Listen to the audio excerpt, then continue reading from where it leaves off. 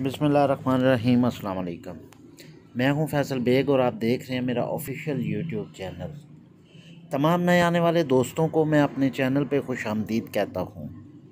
साथ में मैं आपसे गुजारिश करूंगा कि हमारी हर नई आने वाली वीडियो का नोटिफिकेशन बर वक्त हासिल करने के लिए साथ लगे घंटी के बटन को ज़रूर दबाएं ताकि हमारी हर वीडियो सबसे पहले आपको मिले।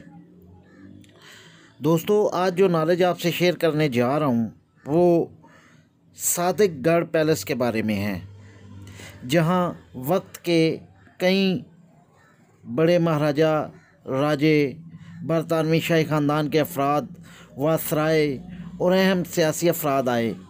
वो अहद रफ्ता की एक ऐसी दास्तान लिए हुए हैं जो लालच, खून की सफ़ेदी और अय्यारी व मक्कारी से इबारत है। भावलपुर से किला दरावड़ जाते हुए एक सड़क सादिकगढ़ पैलेस को मुड़ती है, जिसकी लंबाई 1 किलोमीटर के लगभग है। इसकी सड़क का मंजर अजीब है। एक तरफ एक नाला बहता है तो दूसरी जानिब लगे हुए तमाम दरख्त सूख कर स्याह हो चुके हैं, जैसे किसी असेब ने इनकी हरियाली चूस ली हो, या ये असेब इस वक्त आपको मज़ीद खौफज़दा कर देते हैं जब आप एक देव हैकल दरवाज़े से सादिकगढ़ पैलेस में दाखिल होते हैं। पहली नज़र में आप वाह वाह कर उठते हैं। इसकी खूबसूरती वाइट हाउस से किसी तौर पर भी कम नहीं, लेकिन जैसे ही इस महल के अंदर दाखिल होते हैं आप आह आह करने लगते हैं, जैसे कोई असेब आपसे लिपट गया हो और वो आपका खून चूसने लगा हो। ये असेब दरअसल वो कौमी बेहिसी है जिसने इस शानदार महल को खंडर में बदल दिया है। अहमदपुर शर्किया के साथ डेरा नवाब है। कभी ये अब्बासी फरमारवाओं का पाया तख्त था, जिनका अहद हुकूमत 250 साल पर मुहित है, जिनमें से 50 साल रियासत की तश्कील में सर्फ हुए। और जब ये रियासत बन गई तो उन्होंने नई बस्तियां भी बनाईं और अपने लिए महलात भी बनाए।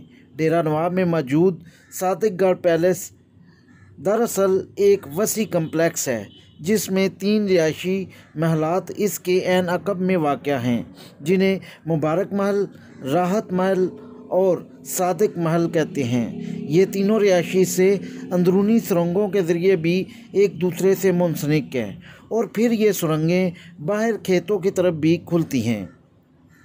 मरकज़ी दरवाज़े के सामने और माल के दरवाज़ा एक बारादरी है, जिसके अतराफ में कभी रंग रंग के फूल से मैदान लान हुआ करता था, जहाँ रंग बिरंगी तितलियाँ तवाफ़ करती रहती होंगी, मगर वहाँ जड़ी बूटियों की हुक्मरानी है। महल के बरामदे से सफ़ेद संगे मरमर की सीढ़ियाँ पहली बालकोनी की तरफ ले जाती हैं।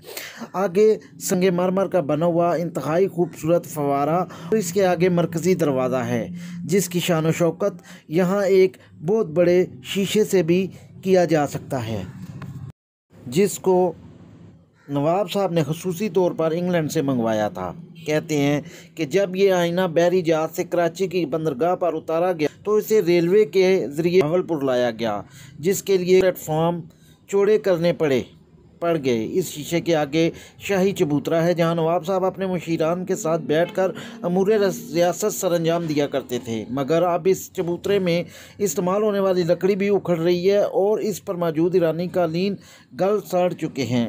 मिसाल नमा शाही दरबार की छत पर की गई कुनंदाकारी और इसमें खुलने वाली बालकोनियों की शान व शौकत को अल्फाज में बयान नहीं किया जा सकता। कदीम रोम और हिंदुस्तानी तर्ज तामीर को इसमें यकजा कर दिया गया है।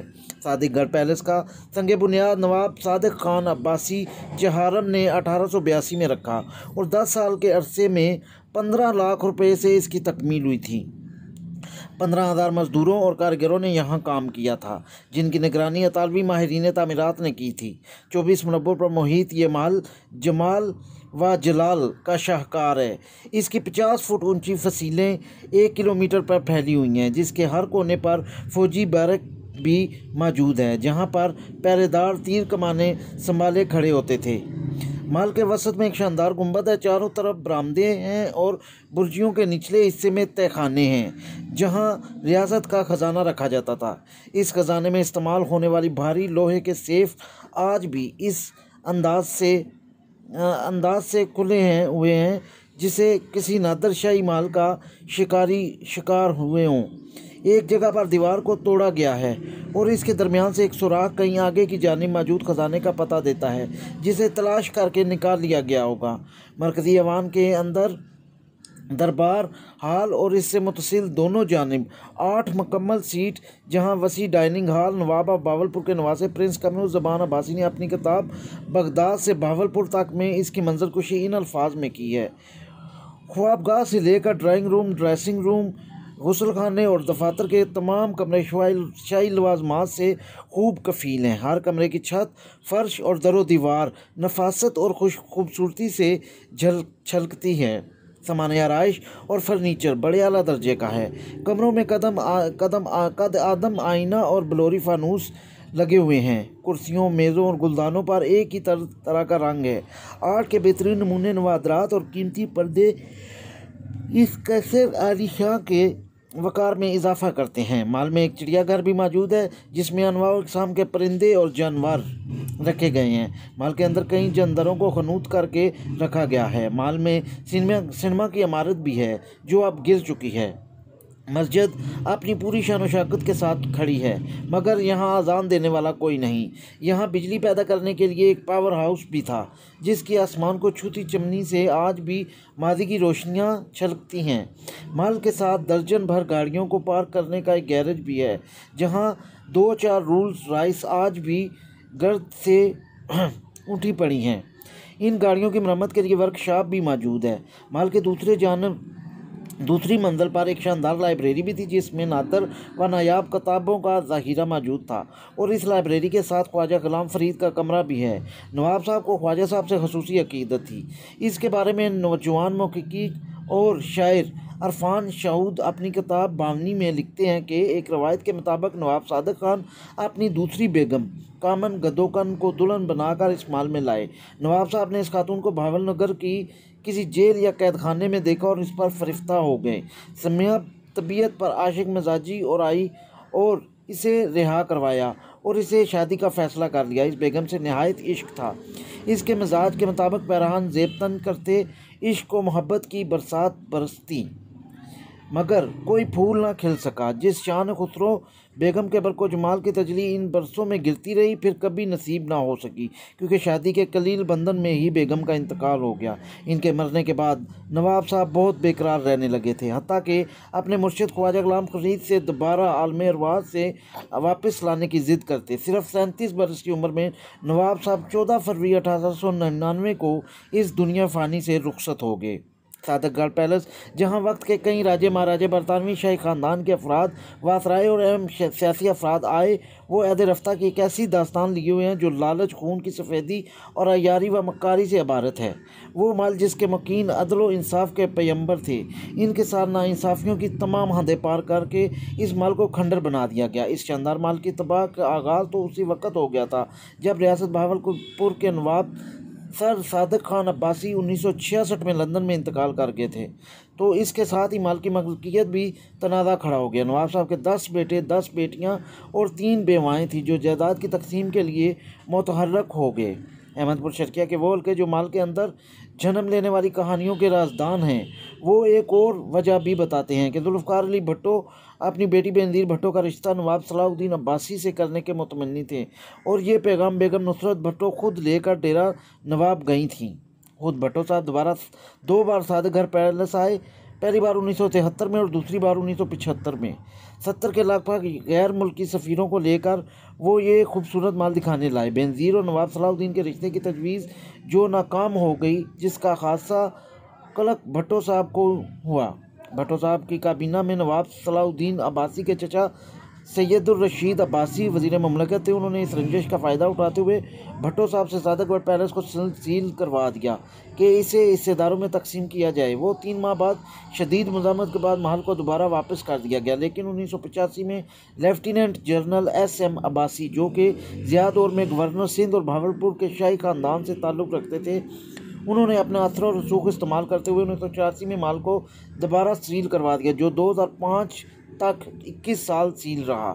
इस दौरान इस माल के साथ क्या बीती, इस हवाले से 1992 में भावलपुर के एडिशनल डिप्टी कमिश्नर राव मंजर हयात, जो बाद वफाकी सेक्रेटरी की हैसियत से रिटायर्ड हुए, उन्होंने इंडिपेंडेंट को बताया कि 1992 में इस्लामाबाद से एक सरकारी टीम के सरबराह इन्हें यह माल अंदर से देखने का मौका मिला था।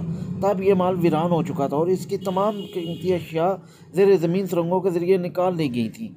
माल अदालत उज़्मा के हुक्म पर बंद था क्योंकि वर्तमान में मुकदमाबाजी चल रही थी। चुनांचे जो कमीशन माल का जायज़ा लेने गया वो भी इसमें शामिल था। माल में खनूत चीते की आंख तक निकाल ली गई थी। शायद आंखों की जगह कीमती पत्थर लगा दिए गए थे। महल की दीवार पर एक बहुत बड़ी तस्वीर लगी हुई थी जिसमें बरतानवी फौजियों का जत्था दुश्मन पर हमला कर रहा है। यह तस्वीर दुनिया के मशहूर मुसव्विर थॉमसन जॉन बेकर की बनाई हुई थी। इसके तस्वीर बकिंगम पैलेस और दूसरी सादकबर्ग पैलेस में आवेजा है। इसकी कीमत इस वक्त 2-3 मिलियन पाउंड होगी। बाद में मालूम हुआ कि वो भी चोरी कर दी गई है। यहाँ से तमाम नवादरात गायब कर दिए गए। क्रिस्टल की बनी हुई कुर्सियाँ और फानूस जो हॉलैंड से बनकर आए थे उन्हें भी महल से चोरी कर लिया गया है। महल के तहखाने में एक असला खाना था जिसमें दुनिया की कीमती 3 बंदूकें, हॉलैंड का ज़ख़ीरा था। बेल्जियम और इंग्लिस्तान के बने हुए कीमती पिस्तौल भी थे जो सैकड़ों की तादाद में थे, जिनकी कीमत 20,000 पाउंड से 3 लाख पाउंड तक है और जिन पर सोने की कशीदाकारी की गई थी। महल के गैराज दुनिया की कीमती 3 गाड़ियों रोल्स रॉयस का जिम्मे गफ़ीर मौजूद था। इनके बारे में रवायत है कि नवाब साहब रोल्स रॉयस बनाने वाली फैक्ट्री गए, वहाँ 3 गाड़ियाँ मौजूद थीं। नवाब साहब ने कीमतें पूछी तो सेल्समैन ने हतक आमेज़ अंदाज से जवाब दिया कि तुम्हारी सोच और जेब से बहुत ज़्यादा हैं। जिस पर नवाब साहब ने मेजर को बुलाया और कहा कि इस साल जितनी रोल्स रॉयस गाड़ियाँ बनी हैं वो भावलपुर पहुँचा दी जाएँ। जब बहुत कम लोग जानते हैं कि कायद-ए-आज़म मोहम्मद अली जिन्ना जिस गाड़ी पर बैठकर लॉर्ड माउंटबेटन से गवर्नर जनरल का हलफ लेने गए थे वो भी नवाब ऑफ भावलपुर ने दी थी। आज इस महल में कोई कीमती चीज़ नहीं बची, सब कुछ उखाड़ लिया गया है। महल में ज़्यादातर चोरियाँ इसी 21 साल के अरसे में हुई जब यह महल सील रहा। ये कीमती अशिया या तो बैरून मुल्क स्मगल हो गई हैं या फिर कुछ ताकतवर और अमीर तरीन लोगों के ड्राइंग रूमों की जीनत बन गई हैं। अब इस महल का मुस्तकबिल क्या है?